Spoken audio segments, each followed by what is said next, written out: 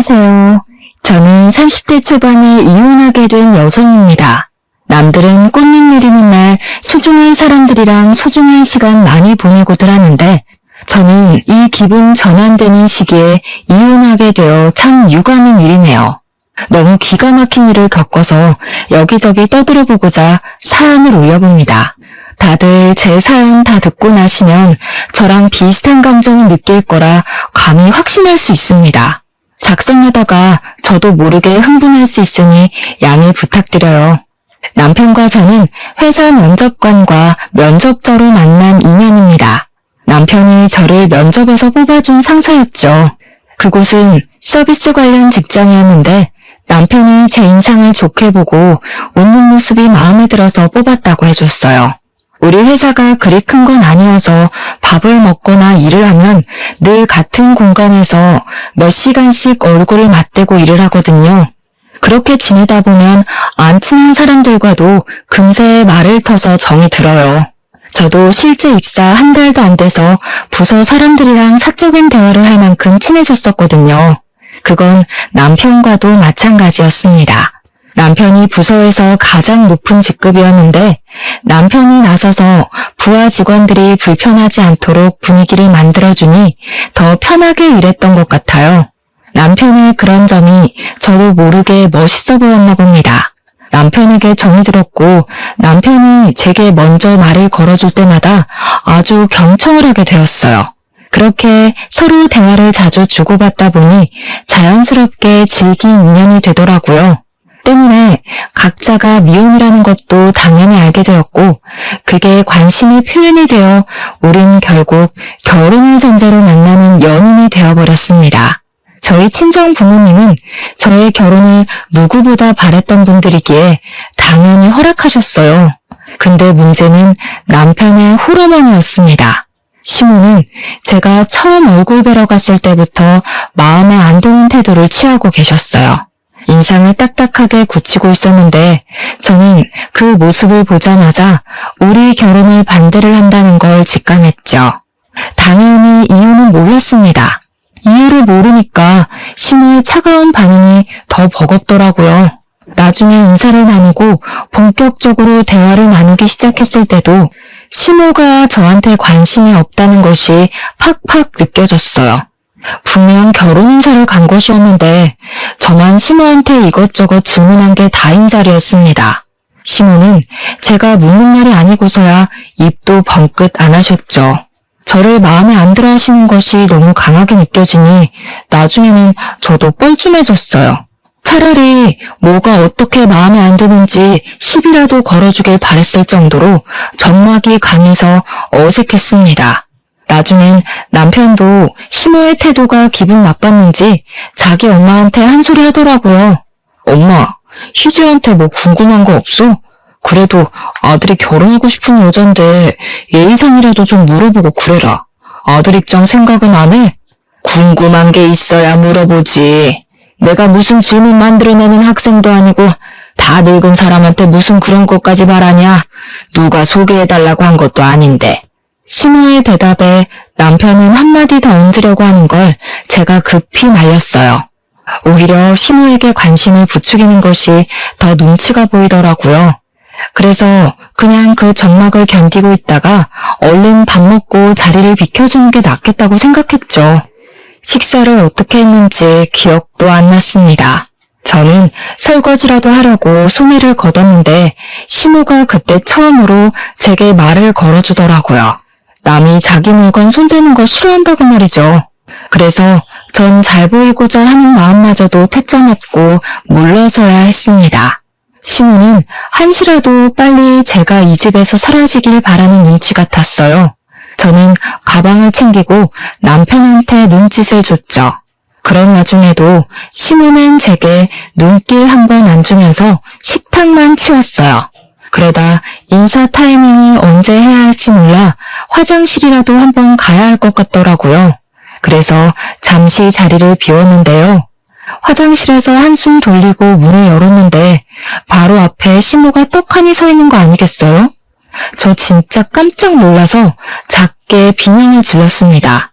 곧 죄송하다고 얼른 허리를 숙여 인사했죠. 그러자 시모가 제게 다짜고짜 통보하는 말이 있었는데요. 우리 아들이랑 결혼하지 마라. 우리 아들 결혼할 사람 있어. 지금 며느리 될 아이 쪽에 사정이 생겨서 잠깐 결혼이 미뤄진 거야. 문제 해결되면 우리 아들이랑 결혼할 거니까 괜히 헛수고하지 말고 네가 먼저 물러나. 아, 시모가 저를 왜 못마땅해 했는지 그제야 알 수 있었습니다. 시모에겐 소중한 인연인 친구가 있었는데 그 친구의 딸을 옛날부터 자기 아들과 결혼시키고 싶어서 정지해 놓은 것 같더라고요. 그 사실이 아직 남편이랑 얘기가 안 된 건지 아니면 남편은 그 사실을 받아들인 적이 없는데 시모 혼자 밀어붙이는 상황인 건지는 자세히 몰랐습니다. 일단 시모가 그 정도로만 설명을 해주었어요. 어쨌든 그래서 시모가 저랑 남편의 결혼을 반대하는 거였더라고요. 반대하는 이유가 궁금했는데 막상 명확한 이유를 들으니까 갑자기 자신감이 확 떨어지면서 당황스러운 거 있죠. 저는 결국 시모의 통보에 확실한 대답을 못 해드렸어요. 그저 어색하게 웃으면서 작별 인사만 드리고 집을 나와버렸죠.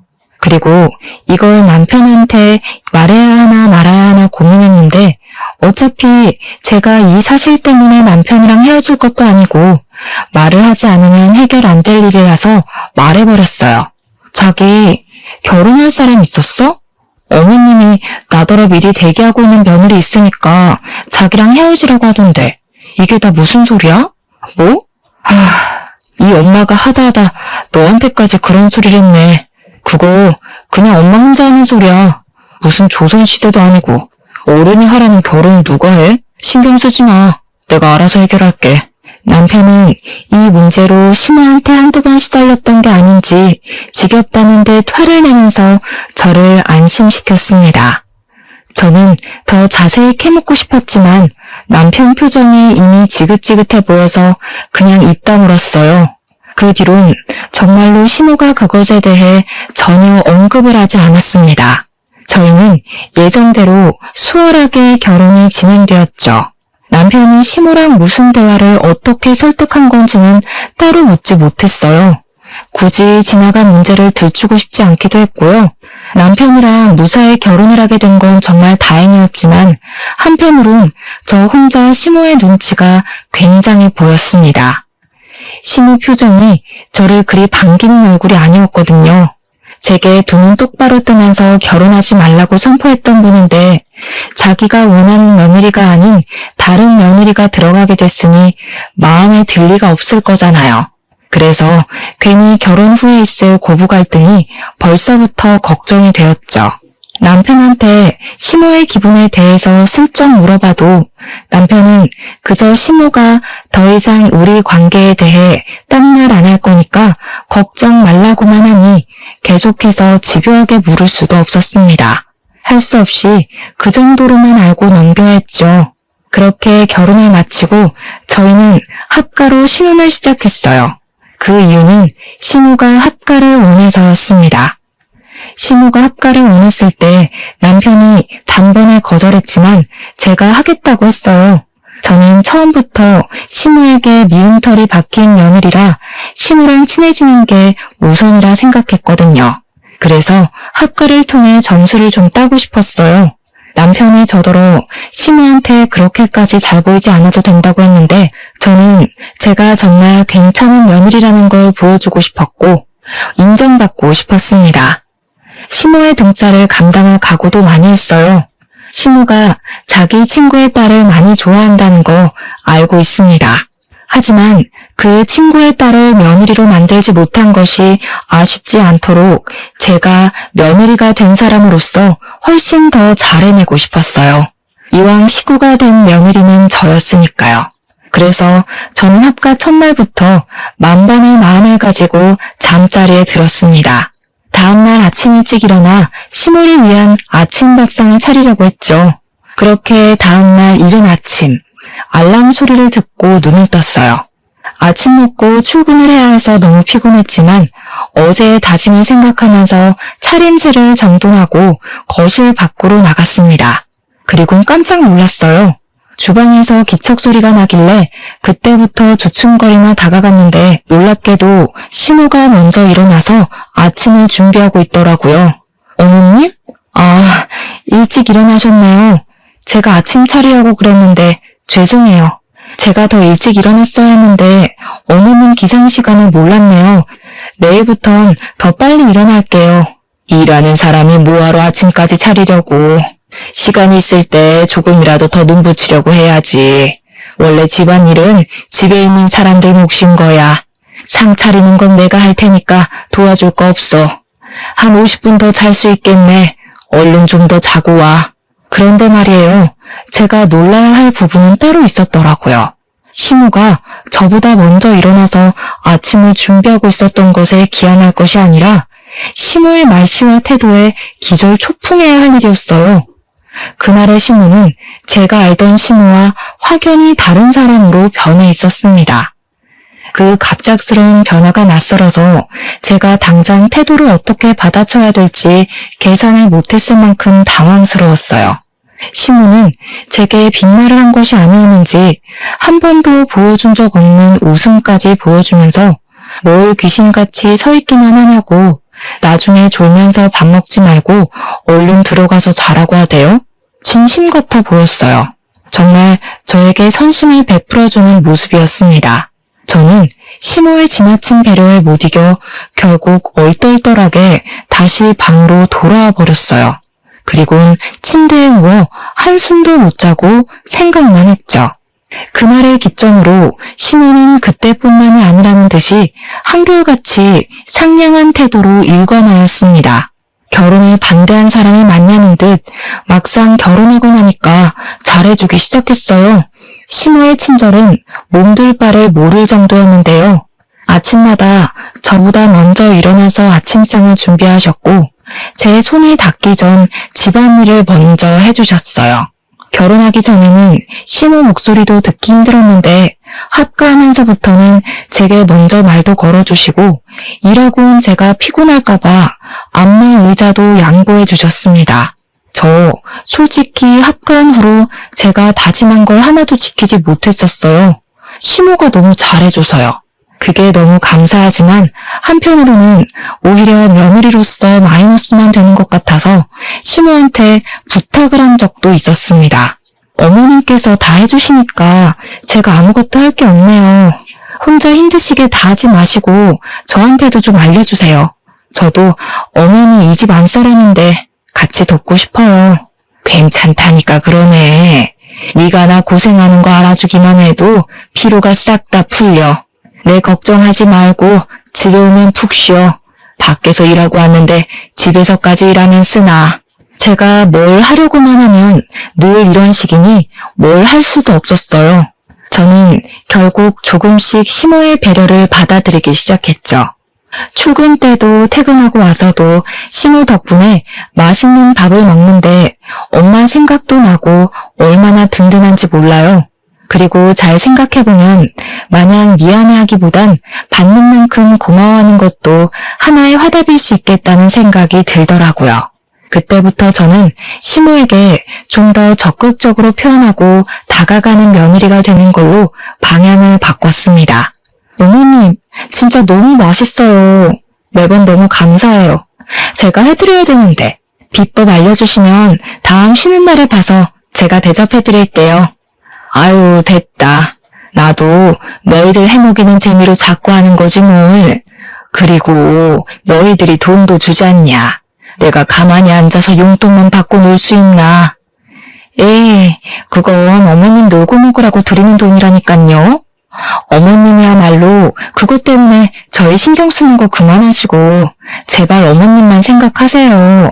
그게 저희 마음 생각해 주시는 거예요. 알겠죠? 고맙다. 집에 밝은 사람 하나 들어오니까 분위기가 갈수록 환해지네.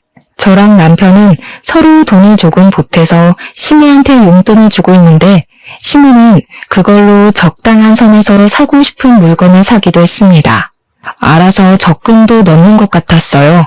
제가 집에서 며느리 노릇을 잘 못해주고 있는 반면 시모는 제게 과분할 정도로 잘해주니 용돈이라도 챙겨드려야 될 것 같더라고요. 그래서 원래 50만 원을 주고 있었는데 며칠 뒤에는 그냥 제 마음이 시모에게 좀 더 쏠려서 개인적으로 20만 원 더 얹어드렸어요. 그러니 시모가 한날 제게 따로 찾아와 고맙다며 손까지 잡아주더라고요.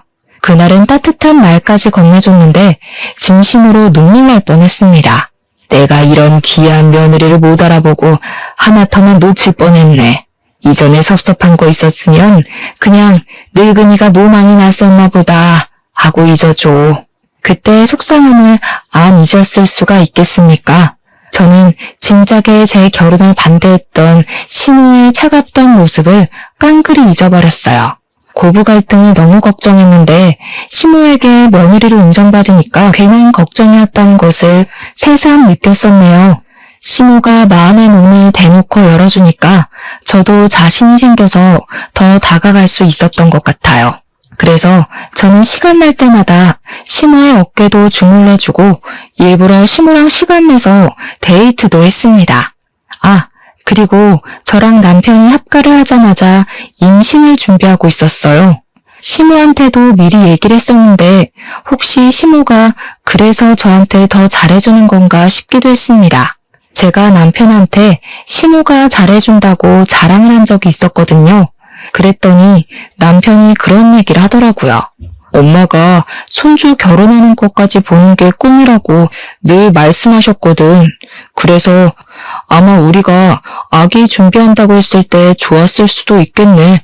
어쨌든 그것 때문이라도 엄마가 당신한테 잘해서 다행이다. 이유가 뭐가 됐든 그 말을 들으니 저는 하루라도 빨리 임신을 하고 싶었습니다. 시모에게 아기를 빨리 안겨주는 것이 효도라고 생각했기 때문이었죠. 근데 마음이 조급해서 그런가 희한하게 새 생명을 갖는 것이 쉽지가 않더라고요. 여자는 임신 때문이라도 평소 몸 조심하고 다녀야 되잖아요. 그런 주의를 듣고 사는 존재치고는 제가 너무 임신이 안 돼서 갈수록 난처했습니다. 시모는 저에게 은근히 임신에 좋은 음식이나 건강 음료 등을 마련해서 건네곤 하는데 저는 그에 마땅한 화답을 얼른 보여드리지 못하고 있으니 마음이 불편했어요. 그렇게 임신하고자 노력만 하는 것이 어느덧 3년이 되었는데도 깜깜무소식이었습니다. 혹시나 해서 남편이랑 시간 내어 병원 검진도 받아보았어요. 남편도 저도 임신에 문제 없다는 답변을 들어서 희망 고문인 셈이었습니다. 그렇게 시간만 계속 보내다가 오랜만에 시모랑 과일이나 먹을까 싶어 시모 방을 찾아갔는데요. 시모 잠깐 화장실 갔는지 없더라고요. 시모 올 때까지 방에서 기다리려고 방을 둘러보는데 화장대 앞에 통장 2개가 있었습니다. 그걸 보는 순간 남편이랑 제가 주는 용돈을 차곡차곡 귀엽게 모으고 관리하던 시모 모습이 생각나더군요. 하나는 우리가 돈을 넣어주는 통장이었는데 하나는 처음 보는 통장이길래 시모가 그곳에다 적금을 넣나 싶은 겁니다. 궁금해서 아무 생각 없이 열어봤더니 받는 사람 명에 소영이란 이름이 잔뜩 적혀 있더라고요. 소영이? 시모랑 가족으로 지내면서 처음 들어보는 이름이라 한참 생각을 하고 있는데 그 순간 시모가 방으로 들어와 제 손에 들린 통장을 낚아챘어요. 그리고 오랜만에 호통을 치셨죠. 뭐야? 왜 남의 방에 함부로 들어와 있어? 남의 물건에 손은 또 왜 대고? 네? 저는 어머님이랑 같이 참외 먹으려고요. 방에 안 계시길래 오시면 같이 먹으려고 기다리고 있었는데 저희가 주는 용돈 그 통장에 모으시는 거예요? 하나는 못 보던 통장이던데. 무슨 상관이야? 내가 이 일이 너한테 다 보고하고 살아야 되니? 아무리 한 지붕 아래 산다고 하지만 어떻게 방주인 허락도 없이 함부로 들락거리는 거야? 다시는 이 방에 얼씬도 하지 마라. 나가, 당장. 저 그날 시모의 무서운 모습을 정말 오랜만에 봤었습니다. 결혼 전에 저를 반대했던 그 모습을 본 기분이었어요. 저는 그대로 시모에게 쫓겨나고 말았어요. 당황스러운 상태로 방으로 돌아와 한참이나 멍을 때렸습니다. 혹시 내가 임신을 못하고 있어서 시모도 본의 아니게 예민해져 있는 건가 싶기도 하더라고요. 그건 알게 모르게 자리 잡은 우리 가족의 스트레스가 맞으니 저도 참 면목 없는 입장이긴 했어요. 그런데 제 머릿속엔 소연이란 이름도 계속 마음에 걸렸는데요. 분명 받는 사람 이름에 소영이가 찍혀 있었단 말이죠. 소영이가 누구길래 시모는 소영이란 사람에게 꾸준히 돈을 보내고 있었는지 궁금했어요. 날짜를 보니까 최근까지 일자가 찍혀있던 걸 보면 계속 가깝게 지내는 인연이라는 것 정도는 추측할 수 있었습니다. 일단 그것 이상으론 제가 알 수 있는 것이 뭐 없어서 시간만 흘려보냈어요. 그보다 문제는 시모와 틀어진 관계를 어떻게 풀 것인가라는 것입니다. 그리고 다음날 의외로 시모가 먼저 제게 사과를 해왔습니다. 세아가, 어젠 내가 너무 예민했지? 간밤에 안 좋은 꿈을 꿔서 잠을 잘 못 잤는데 그 바람에 내가 좀 예민했나 보다. 너한테 큰 실수를 했어. 미안해. 아니에요, 어머님. 제가 멋대로 들어간 건 맞는걸요. 다음부터 조심할게요. 저도 어머님 물건 함부로 손대서 죄송해요. 근데 정말 손만 댔지 아무것도 못 봤어요. 걱정 마세요. 일단은 시모가 혹시라도 무엇을 걱정할까봐 그렇게 둘러대줬습니다. 그래서 그런가 시모가 눈에 띄게 안색이 밝아지는 것 같기도 했어요.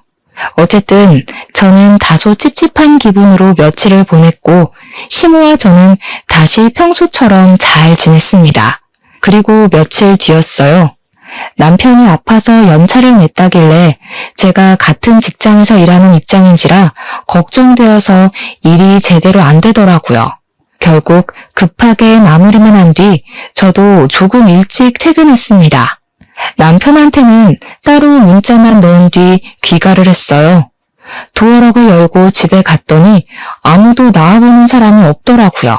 그래서 다들 방해했나 싶어서 기웃거렸는데요. 느닷없이 화장실 쪽에서 무슨 웅성대는 소리가 들리는 겁니다. 소리 나는 쪽으로 가까이 갔더니 남편과 시모가 티격태격거리고 있는 거 아니겠습니까? 엄마 진짜 제정신이야? 그게 말이 된다고 생각해?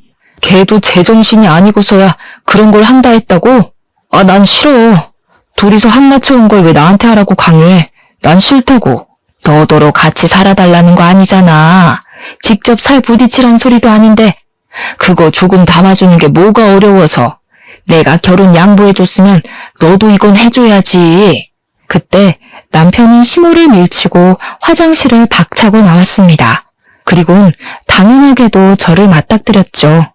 저를 마주하자 남편이 깜짝 놀라서 큰 소리를 내질렀어요. 금세 시모가 뒤따라 나오더라고요. 저는 그저 무슨 일인지 몰라서 시모랑 왜 다투냐고 물었는데 남편이랑 시모가 금세 대면대면하면서 아무것도 아니라고 하고 흩어져 버리는 겁니다.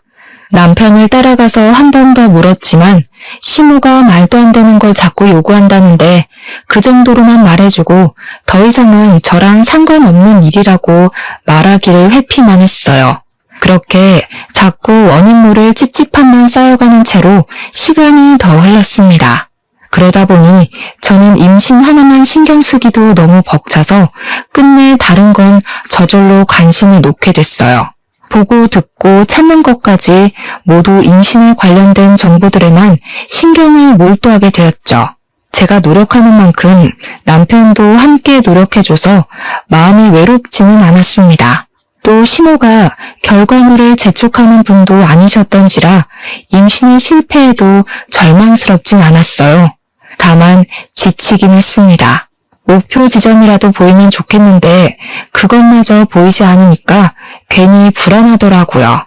제가 임신을 못해서 날로 스트레스를 받고 있으니 시모는 이제 저를 돕는다고 임신에 좋은 것들까지 챙겨주기 시작했는데요. 이렇게 받기만 하는 것이 미안해서 한날은 시모를 위해 제가 아침밥을 해볼까 싶어 새벽 일찍 일어났거든요. 그런데 그날도 시모가 저보다 더 일찍 일어나 주방에서 기척을 내고 있더라고요. 결국 또 아침밥 준비는 시모한테 양보해야 하나 싶어 할 수 없이 시모를 돕기라도 하려고 다가갔어요. 근데 마침 시모가 통화를 하고 있어서 잠깐 기다렸는데요. 걱정 마라 소영아. 내가 매일 아침마다 애들 국에 약 타고 있어. 임신이 될 일은 절대 없다. 의사가 말해준 치사량보다 훨씬 높아서 더 안전해. 어머님, 저 정말 어머님 아니면 의지할 데가 없어요. 저 버리시면 안 돼요? 어머님이랑 남편 돌아올 때까지 꼭 기다릴게요. 알지 그럼. 너 말곤 그 누구도 내 며느리 못 돼. 다시 네 자리 찾아줄 테니까 조금만 기다려. 아유, 불쌍한 내 새끼. 내가 얼른 가서 몸조리 시켜줘야 되는데 여기서 엄한 시간만 뺏기고 있네. 저 순간 뭔가 잘못 들은 줄 알고 한참 고쳐 생각했습니다. 그럼에도 시모의 통화 목소리는 여전히 애달프고 통화 대상은 시모를 애타게 찾고 있었어요. 말도 안 되는 사실에 놀라서 바로 소리를 지를 뻔했습니다. 그러니까 분명히 시모 입에서 소영이란 이름이 언급되었고 그 소영이더러 며느리라 일컬었잖아요. 듣자 하니 내용 정황상 시모가 말했던 소중한 친구에 따른 다름 아닌 소영이인 것 같았어요. 그 말은 즉 우리한테 받고 있던 용돈을 적금에 넣는 것이 아닌 소영이란 여자한테 붙여주고 있었다는 말도 되는 겁니다. 그리고 그 소영이란 여자가 바로 시모가 원했던 며느리라는 사실도 되겠죠. 불임이 길어지면 이혼 사유가 된다고 하더라. 이대로 계속 임신 못하게 막다가 손주 못 낳는다는 이유로 확 쫓아내버리면 돼. 지도 할 말 없을걸? 참, 너는 오늘 검진 다녀왔지? 뭐라니? 애는 건강하다니? 듣자 하니 기가 막혀서 더는 못 들어주겠더라고요. 저는 당장 시모한테 가서 폰을 빼앗았어요. 그리곤 대신 전화를 받아서 누구냐고 소리를 질렀죠. 당신 뭐예요? 우리 어머님이랑 무슨 사이예요? 아, 원래 며느리로 들어오려고 했던 분? 그래서 며느리로 언제 들어올 수 있을지 저 몰래 계획이라도 짜고 있었어요? 매일 아침마다 이렇게 통화했던 겁니까?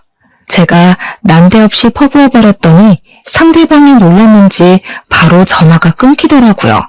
옆에서 시모는 눈이 동그래져선 폰 내놓으라고 난리를 치기 시작했습니다.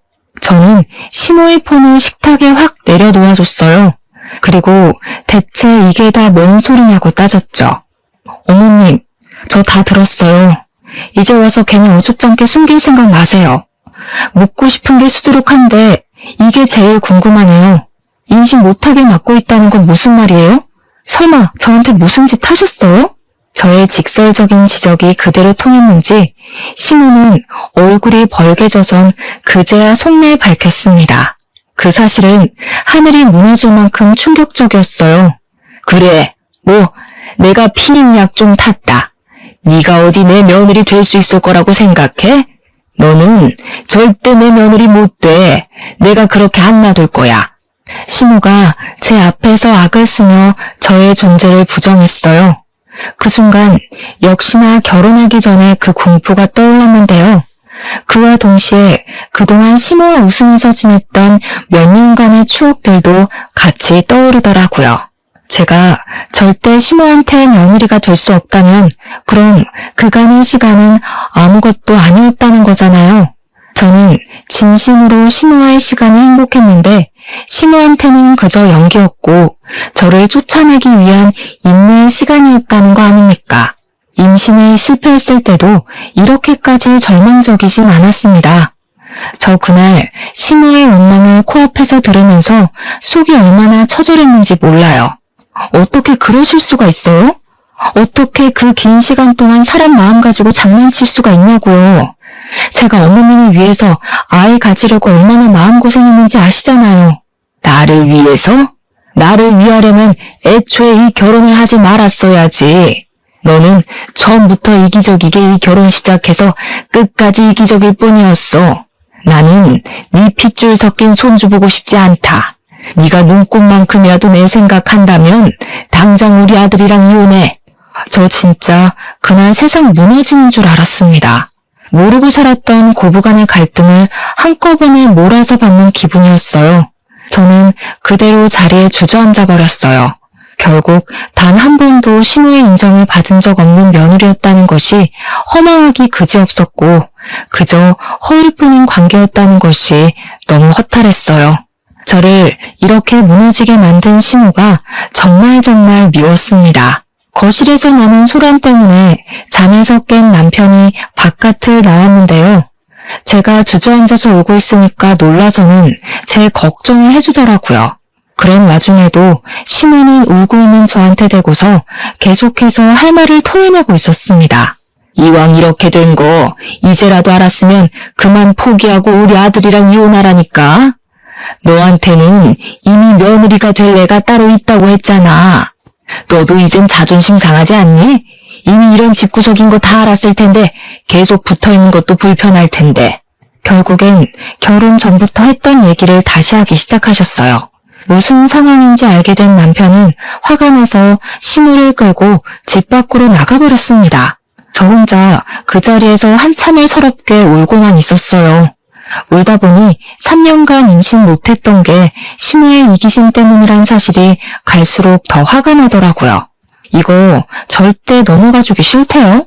제가 불행해지는 한이 있더라도 시모가 기뻐하게 될 날은 두고 봐주기 싫어서 무조건 시모를 고소하려고 당장 휴대폰을 들고 뒤따라 나갔습니다. 뭐 하나라도 건져서 시모의 잘못된 행동을 혼내주고 싶었죠. 그렇게 밖으로 따라나간 저는 그곳에서 예상치 못한 사실을 더 알게 되었어요. 제가 나타난 줄 모르고 아까 그 주제에 대해서 한참 동안 실랑이를 벌이고 있더라고요. 듣자 하니 그 소영이라는 여자 있잖아요. 그 여자가 사실은 남편이 전처라는 거 아니겠습니까? 시모가 그 여자를 며느리로 찜해놓은 것이 아니라 원래 그 여자가 시모의 며느리였던 여자라는 거예요. 그러니까 남편이랑 전처 사이가 안 좋아서 이혼을 하게 된 건데 시모랑 전처 사이는 엄마랑 딸처럼 엄청 좋았던 것 같더라고요. 근데 남편과 전처가 이혼을 한 이유는 또 그 이유 때문이래요? 시모랑 전처 사이가 너무 쿵짝이 잘 맞으니까 남편이 둘 사이에서 많이 시달렸나 보더라고요. 누가 자식인지 모를 정도로 편애가 생겨버렸다고 하니 남편이 자연스레 바깥을 많이 나돌게 되었고 그럴수록 전처와 시모의 잔소리는 늘어가고 끝내 못 견딘 남편이 이혼을 한 경우 같았습니다. 하지만 시모는 전처에 대한 미련이 강하게 남아서 계속 연락하고 지냈나 봐요. 남편의 전처에게 돈까지 주면서 말이죠. 심지어 미련만으로 모자라 남편과 전처의 재결합을 끊임없이 종용해온 것 같았어요. 제가 안 보는 사이에 틈만 나면 남편한테 전처 얘기나 안부를 전했던 걸로 보였습니다. 이미 이 사실만으로도 충격이었는데 저를 더 비참하게 했던 건 뭐였는 줄 아시나요? 수영이 임신만 시켜주면 나랑 와이프 관계 간섭 안 한다고 했잖아. 그래서 두 사람이 해달라는 대로 해줬구만. 근데 왜 약속 안 지키는 건데? 왜 와이프한테 다 얘기해서 이 상황을 만들어? 이제 어쩔 거야? 누가 통화 엿듣고 있을 줄 알았겠니? 이왕 이렇게 돼버린 거 그냥 소영이랑 재결합해라. 소영이가 네 애 가졌는데 네 애 이대로 아빠 없는 자식 만들 거야? 지금 마누라는 애도 없고 이혼하면 그만이지만 소영이는 이제 너 없으면 안 돼. 엄마가 피임약만 안 넣었어도 이미 와이프랑 나 사이에 애 생겼어. 대체 그런 짓을 왜 한 건데? 와이프가 이혼하겠다고 하면 어쩔 거야? 나는 지금 와이프 좋아한다고, 이혼하기 싫다고. 그럼 소영이는 저렇게 미혼모로 두겠다는 거야? 제발 우리 가족 다시 뭉치자. 너만 제자리로 돌아가겠다고 하면 우리 다시 잘 살 수 있어. 들어보니까 남편이 시모의 등살에 못 이기는 척 전처를 따로 만나 임신을 시킨 것 같았어요. 이게 말이 된다고 생각합니까? 심지어 임신 개월수를 따져보니 저랑 결혼 생활 중에 생긴 아이더군요. 시모가 하도 졸라서 어쩔 수 없이 그랬다는데 황당한 것이 체외 수정도 아닌 잠자리를 직접 해줬다네요. 그러고 보니 지난날 수상쩍었던 둘만의 행동이 하나 떠오르더라고요. 남편이 아파서 연참했던 날 둘이 화장실에서 어떤 은밀한 대화를 나누고 있었다고 했잖아요. 알고 보니까 그게 시모가 남편한테 손주 씨를 좀 담아달라고 부탁했던 거였더라고요. 근데 여기서 더 황당했던 건 남편이랑 작자가 그럴 바엔 전처를 직접 찾아가겠다고 했답니다. 이래나 저래나 떳떳하지 못할 짓을 한 건 마찬가지 아닌가요? 결국 제겐 둘 다 쓰레기예요. 남편의 씨로 전처가 임신했잖아요. 저와 법적 부부관계 중에요. 이거 어머니 불륜입니다. 어떻게 불륜을 이런 식으로도 벌일 수가 있는 건지 참으로 황당하고 기가 막히더라고요. 제가 이런 상황에 처했다는 것이 그저 충격적이고 믿기 힘들어서 저는 모든 걸 촬영한 동영상 끄고 집으로 돌아가 짐을 챙겼습니다. 더 이상 그들을 상종하고 있을 이유가 없어졌으니 그만 그들과의 관계를 정리할 생각이었죠. 그러자 제 기척을 들었던 건지 급하게 뒤따라 들어온 남편이 저를 붙잡았어요. 그 손길이 더러워서 바로 남편의 귀싸대기를 날렸습니다. 그 순간 아마 남편은 제가 모든 사실을 다 알았다는 걸 직감했을 겁니다. 네가 진짜 내 입장 생각했으면 네 엄마 정신 차리라고 이렇게 귀싸대기를 쳤어야지. 네가 한 게 뭔데? 엄마한테 소리 지른 거? 그래놓고 결국엔 네 엄마가 시킨 대로 그 여자 만나준 거, 애 만들어준 거, 싫다 해놓고 이젠 다시 재결합도 해줄 건가? 아니야, 내가 너를 두고 그런 여자랑 재결합을 왜 해? 나한텐 너밖에 없어. 거기는 하도 애만 만들어달라고 사정해서 그냥 그것만 해준 거야. 내가 좋아하는 사람은 너니까 결혼 같은 거 꿈도 꾸지 말라고 했어. 장난하니? 불륜 저질러 놓고 거긴 그냥 유체적 사랑이었다. 정신적 사랑은 너뿐이다. 이거랑 뭐가 달라? 이제 너 말 아무것도 못 믿겠다. 믿고 싶지도 않아. 사실혼이었던 여자를 숨기고 결혼한 것만으로도 이미 넌 쓰레기 새끼야.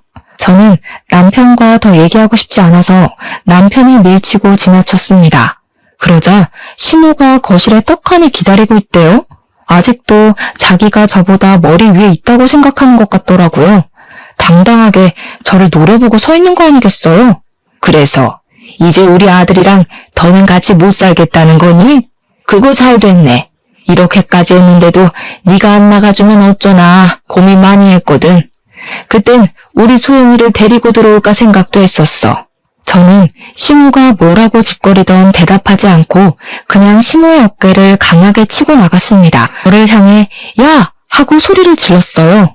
부르길래 그제야 저도 대답을 해드렸죠. 전국 방방곡곡 뒤져서 그 소영이란 년 찾아내기 전에 상스러운 입 제발 닥치세요. 쓰레기들한테 내 시간 그만 낭비하고 싶어서 소송으로 끝내고 싶거든요. 근데 자꾸 저 자극하면 진짜 최선을 다해서 시간 낼 거예요. 당신들이랑 소영이면 그리고 당신 손자? 피눈물 흘릴 때까지요. 제 말에 도끼가 조금 느껴졌을지 모르겠는데 저 진심으로 도끼를 품었었습니다. 시모가 아무 대답 못했던 걸 보니 화가 나 미칠 것 같던 제 감정이 제대로 전달되긴 했나 봐요. 저 그대로 집을 나오려고 했더니 남편이 불이 나게 뛰어나와서 저를 한 번 더 붙잡더라고요. 근데 그걸 시모가 쫓아와 자기 아들을 잡아당기는 거 아니겠습니까? 남편은 저를 보내지 않으려고 하고 시모는 저를 보내려 하니 모양새가 참 웃겼습니다. 여보, 내가 진짜 잘못했어. 한 번만 봐주면 안 될까?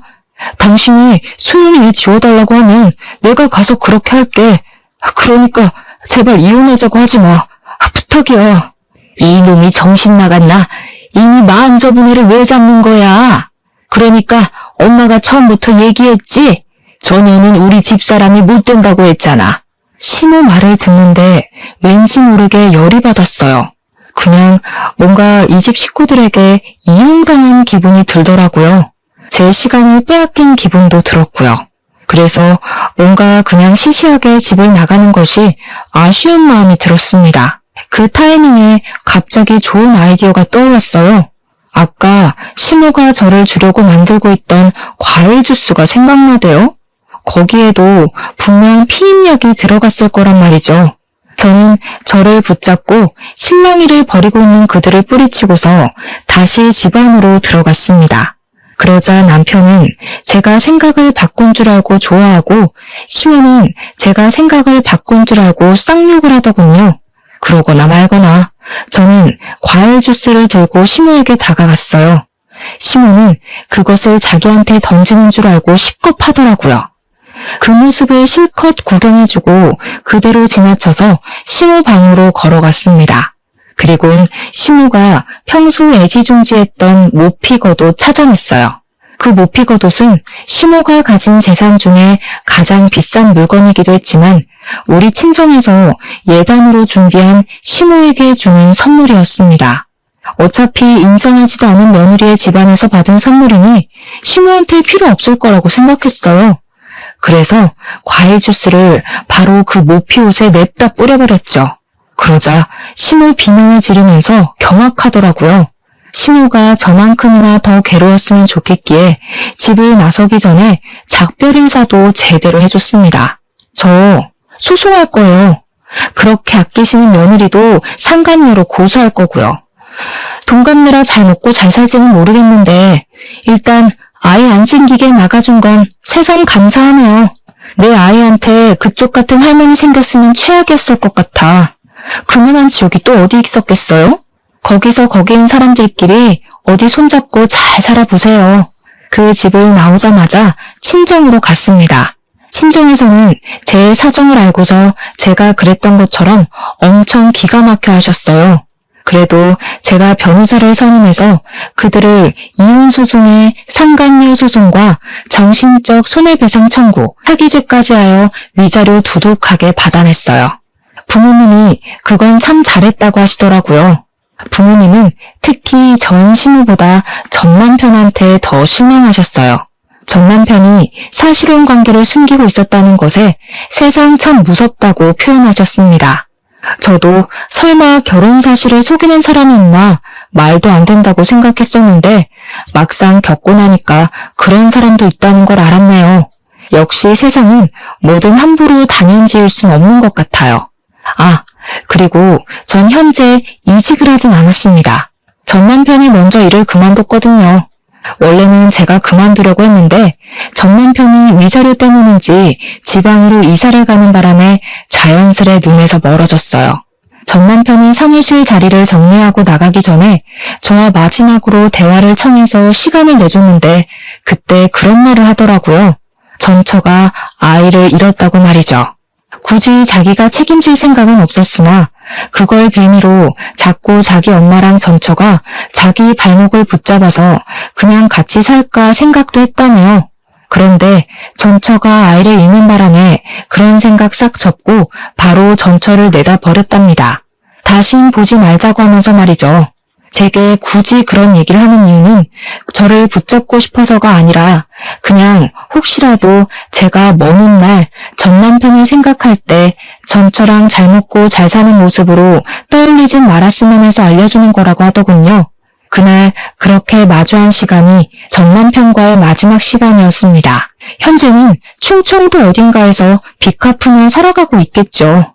제가 다른 사람을 만나서 결혼했다면 이혼까지 가는 경우는 피할 수 있었을까요? 가끔은 그런 생각이 들기도 하네요. 이혼이 누구에게나 올 수는 있지만 아무에게나 온다고 생각하지 않거든요. 저도 뭔가 어긋났던 부분이 있었기 때문에 이혼이란 수순을 밟을 수밖에 없었던 사람이 아닌가 싶습니다. 그래도 이혼이란 결정이 저의 불행이 아닌 행복을 위한 선택이었기 때문에 제가 지금 이렇게 마음이 편해요. 앞으로는 지난 과거를 잊고 다가올 미래만을 생각하면서 좀 더 나은 제가 될 수 있도록 가꾸면서 잘 살아가 보도록 하겠습니다. 기가 막힌 제 사연 다들 어떻게 들으셨는지 모르겠네요. 청취자분들은 꼭 재수 좋은 일들만 가득했으면 좋겠습니다. 고맙습니다.